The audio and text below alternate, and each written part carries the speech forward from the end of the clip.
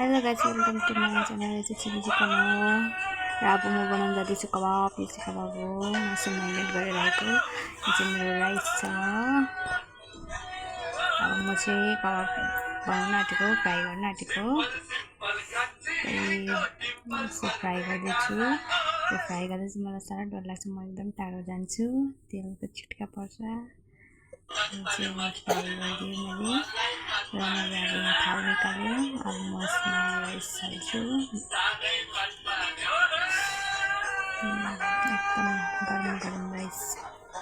त्यसपछि म अब हाल्छु यो चिली चिकन। त्यो चिकन चाहिँ फेरि म क्याप्सिकमहरू खाँदिनँ, खाली मासु खान्छु।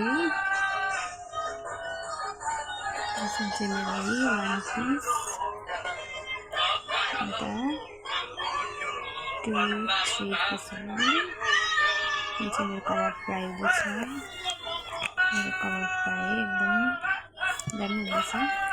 र चाहिँ अलिक रातो बनाउँछ। मेरो खाना चाहिँ रेडी भयो। आज म खाएँ फास्ट फुड। धेरै दामी भएछ। चाहिँ हाम्रो आजको खतरा दामी बनाउँछ खानाहरू। कबाब खाएँ। कबाब पनि दामी भएछ, एकदम मस्त।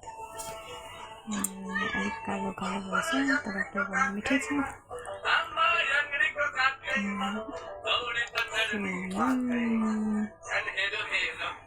So guys, bye bye guys.